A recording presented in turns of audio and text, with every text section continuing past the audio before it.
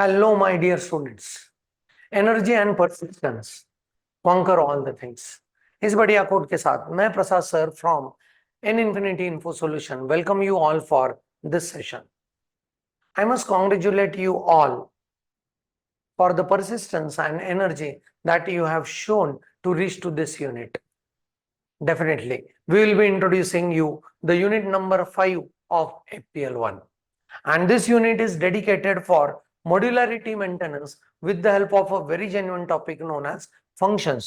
तो यूनिट को नाम दिया गया है यूजर डिफाइंड फंक्शंस एंड यहाँ पे दो टॉपिक कवर किए गए हैं फंक्शंस के all detailings followed by structure नाम का एक सेकेंडरी डेटा टाइप है उसके बारे में भी हमको इसी यूनिट में स्टडी करना है.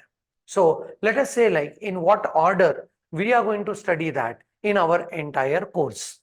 तो यहाँ पे obviously we'll be going with the need of the function as usual क्योंकि किसी चीज का हमको why पता चलता है तो we can appreciate that topic in a very well manner. तो यहाँ तक के जितने भी प्रोग्रामिंग आपने किया उस सारे में आप मेन फंक्शन यूज कर रहे थे. आपने printf बहुत जगह पे यूज किया, scanf यूज किया, get char यूज किया, n number of functionality you came across, right?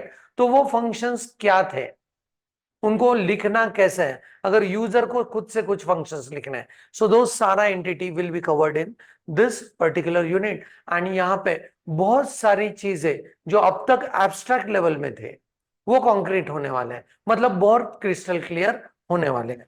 So after looking into the concept of modularity, then we'll move into the detailings about how this function can be declared, can be defined and can be called. And this will be a life cycle stages for functions for declaration, definition and call. And ये study करते समय हम लोग 5 entity study करेंगे and those are what is calling function, what is called function, what are actual parameters, what are formal parameters and what is the scope of the variable with respect to the function is. So in all a very genuine entity that will be observing here. Followed by that हम लोग study करेंगे what are types of function, that is predefined function क्या है, user defined functions क्या है and predefined function को use करने के लिए आपको कौन सा डायरेक्टिव यूज करना है, वो सारी चीजें टाइप्स ऑफ फंक्शंस में हम लोग स्टडी करेंगे. फॉलोड बाय दैट फंक्शंस का रिटर्न टाइप स्पेसिफिकेशन जो है वो स्टडी करेंगे, इनपुट पैरामीटर स्पेसिफिकेशंस को स्टडी करना पड़ेगा and nesting of the functions का एंटिटी को हम लोग यहाँ पे स्टडी करेंगे, राइट.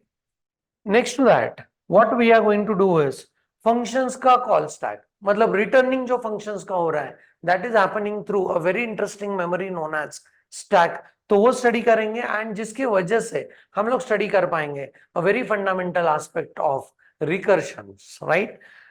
चीजें बड़ी बड़ी दिख रहे हैं यहाँ पे, मतलब नेमिंग कन्वेंशंस आपको डिफिकल्ट लग रहा होगा बट जब हम लोग इन टॉपिक को टच करेंगे तो I am very sure that I am going to make it very simple for you, right.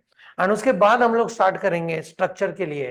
What is a structure as a secondary data type, जैसे अरेज होमोजीनियस एलिमेंट्स का collection करता है वैसे structures अपने लिए करेगा हेट्रोजीनियस एलिमेंट्स का collections. And then structure को डिक्लेयर कैसे करना है, उसको डिफाइन कैसे करना है एंड उसको यूज कैसे करना है उसका अलग अलग वेरिएबल्स के साथ.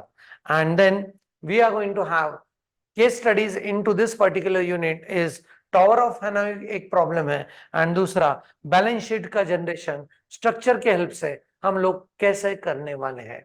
सो in all a very genuine unit जहां पे हम लोग प्रोग्रामिंग में या सॉफ्टवेयर डेवलपमेंट में फंक्शन के साथ या फंक्शन का हेल्प लेके मॉड्यूलरिटी को कैसे मेंटेन करेंगे एंड उस चीज के लिए फंक्शन के क्या क्या एस्पेक्ट्स हमको लगेंगे वो सारी चीजें mention in this and a very beautiful secondary data type जो आपको हेट्रोजेनियस एलिमेंट का कलेक्शन का फैसिलिटी देता है एंड दैट इज स्ट्रक्चर. सो इस सेशन में इतना ही रखते हैं, मिलते हैं अगले कुछ वीडियोस में जहां पे बहुत इंटरेस्टिंग बातें होंगी about the functions as well as structures. So that's it for this session. Thanks for the watching. Keep studying and thank you very much.